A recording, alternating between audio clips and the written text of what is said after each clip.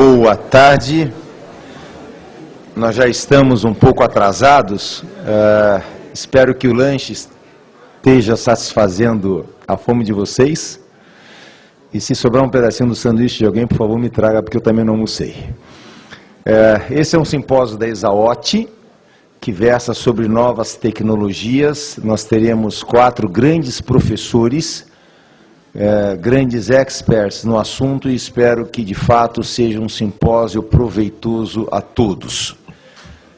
Já é 12h30 praticamente, então eu gostaria de, sem demoras, convidar inicialmente o professor José Maria Del Castilho, que é responsável pelo serviço de ecocardiografia do Hospital Bandeirantes de São Paulo e professor colaborador da disciplina de cardiologia da Faculdade de Medicina da ABC, que abordará o tema: o que entendemos por deformação miocárdica.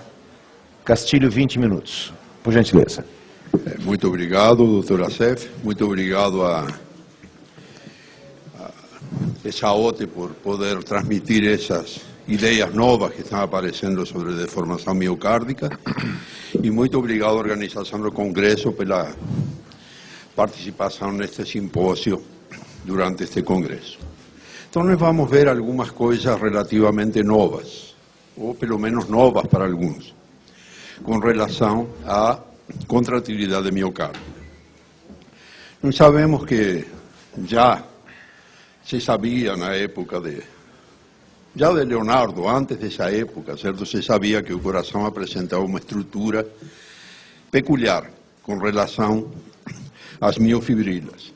Em 1669, Lauer descreve pela primeira vez a torção miocárdica, ou seja, ele percebe em animais de experimentação que o coração ele não contrai para o centro da cavidade, ele contrai se torcendo, como se fosse uma toalha para tirar água.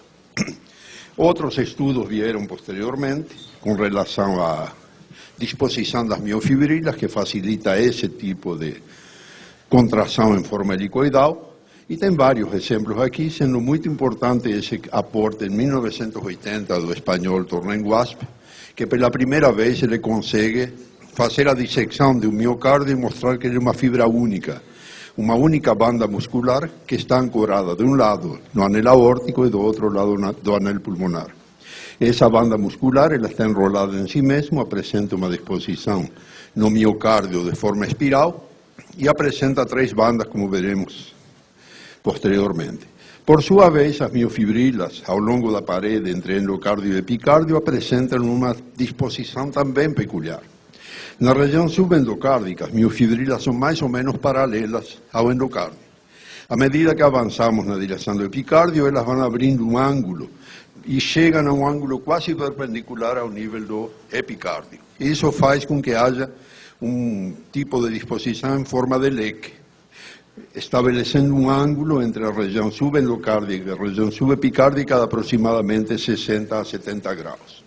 Essa disposição faz com que a região subendocárdica contraia de uma forma e a região subepicárdica contraia de uma forma um pouco diferente.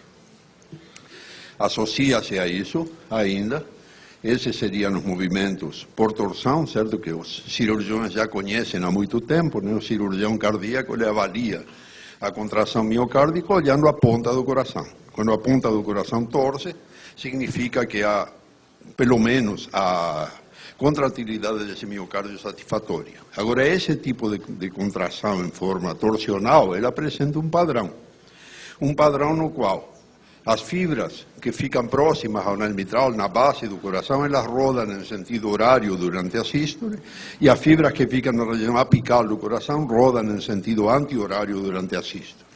E isso vai criar, então, um movimento por torção que dá maior eficiência mecânica ao músculo cardíaco.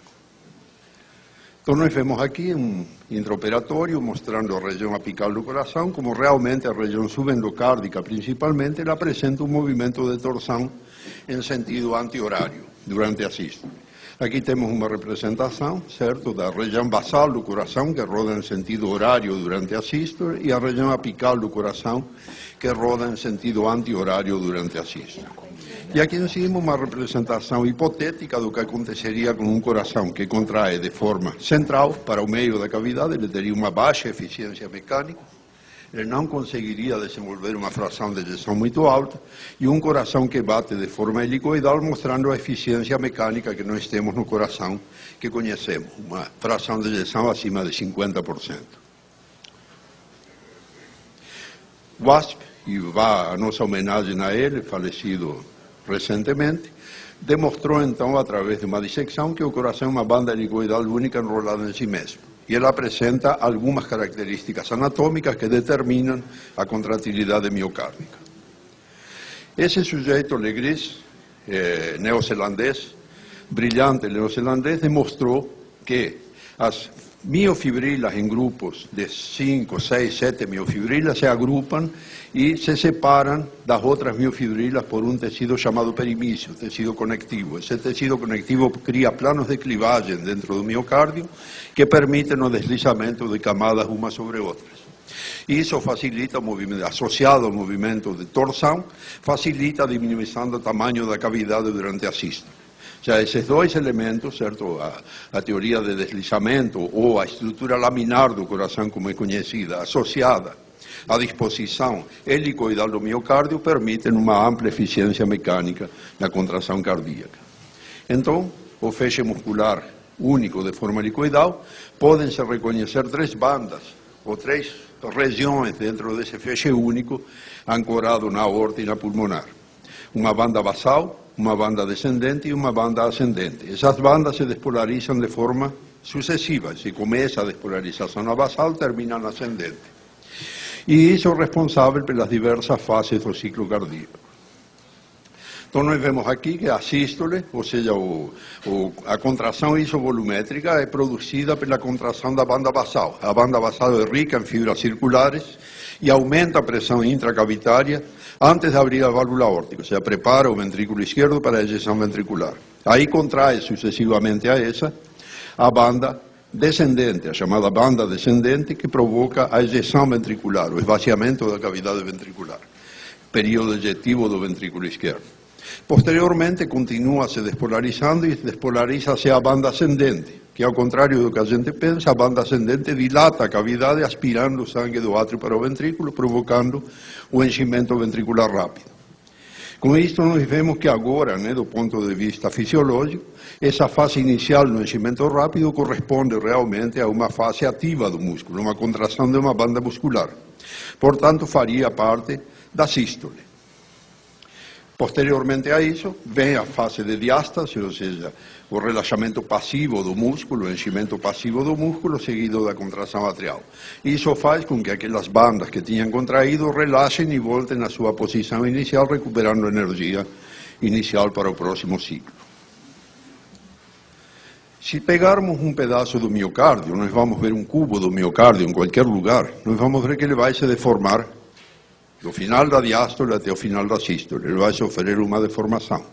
E como o miocárdio apresenta algumas propriedades importantes, entre as quais a incompressibilidade é a maior, nós vemos que o cubo do miocárdio ele muda de forma, mas não muda de volume. Ele vai mudar de forma da diástole, do final da diástole ao final da sístole, mas não vai mudar de volume. Essa mudança de forma, ela vai se representar, pode ser representada num plano ortogonal, ou em três planos ortogonais. Então, nós podemos analisar como ela se deforma no sentido longitudinal, chamada deformação longitudinal, como ela se deforma no sentido radial, ou seja, do espessamento das paredes, chamada de strain radial, deformação radial, e como ela se deforma no sentido da circunferência da cavidade, chamado strain circunferencial. Então, nós vemos aqui que esses três planos são perpendiculares entre si. O longitudinal é um plano que faz da base à ponta do coração, perpendicular a ele um plano radial, que representa o espessamento das paredes durante a sístole, e perpendicular a esses dois um plano circunferencial, que é tangencial à parede e que representa a mudança da circunferência durante a sístole. Então, nós vamos aqui, eu fiz uma pequena animação para tentar mostrar esse tipo de deformação. Então, nós vamos pegar um cubo miocárdico em qualquer setor do miocárdio, escolher esse cubo miocárdico e provocar agora uma contração longitudinal. A deformação longitudinal é a que se estuda nesse sentido, base-ponta do coração. A seguir, nós vamos aplicar a ele uma deformação radial, ou seja, representa o espessamento sistólico das paredes.